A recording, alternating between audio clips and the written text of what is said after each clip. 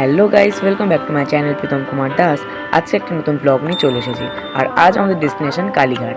Jadavpur station থেকে নেমে S31 বাস ধরে আমরা চলে গেলাম বেহালাতে। রাতটা একটা দিদাবাড়ি কাটিয়ে সকাল সকাল বেরিয়ে পড়লাম পুজোদার উদ্দেশ্যে। নেতাজি সড়ক থেকে S21 বাস ধরে চলে এলাম কালীঘাট। তোমরা চাইলে মেট্রো করে কালীঘাট মেট্রো স্টেশনে নামতে পারবে। মেট্রো স্টেশন থেকে নেমে 10 থেকে 15 মিনিটের হাঁটা পথ। কনস্ট্রাকশনের কাজের জন্য আমাদের ঘুরে ঘুরে যেতে হলো। তার আগে তোমাদের আমি মন্দিরের টাইমিংটা বলে দিচ্ছি। মন্দির সকাল 6টা থেকে দুপুর 1টা অবধি খোলা থাকে, পর বিকেল 4টে থেকে রাত 9টা অবধি। মন্দির অঞ্চলে এমন অনেক ডালাঘর পেয়ে যাবে। আমাদের ডালা নিয়েছিল দেবী হালদার মহাশয়ের ডালাঘর থেকে।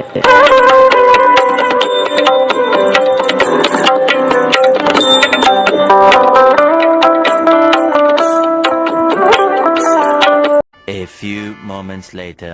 অনেকক্ষণ লাইন দিয়ে অবশেষে আমরা প্রবেশ করলাম মায়ের গর্ভগৃহে।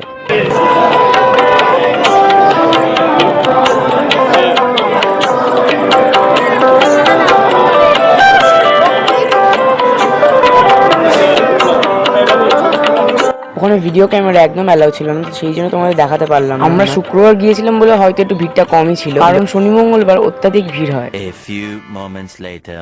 মন্দির অঞ্চলের কাছাকাছি এমন বহু দোকানপাট আছে খাওয়া দাওয়ার জন্য। আমাদের পার প্লেট কচুরি নিয়েছিল 20 টাকা করে। পেট পুজো করে চলে এলাম গঙ্গার ধারে।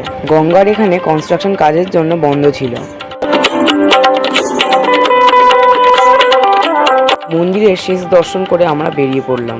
যত বেলা বাড়ছে তত লোক সংখ্যা বেড়েই যাচ্ছে। ফেরার সময় আমরা চলে গেলাম কালীঘাট মেট্রো স্টেশনে। সেখান থেকে মেট্রো ধরে আমরা চলে যাবো উত্তম কুমার মেট্রো স্টেশনে। ব্লগটার বেশি বড় করবো না, এই অবধি থাক। দেখা হচ্ছে একটা নতুন একটা ভিডিওতে। Till then, by.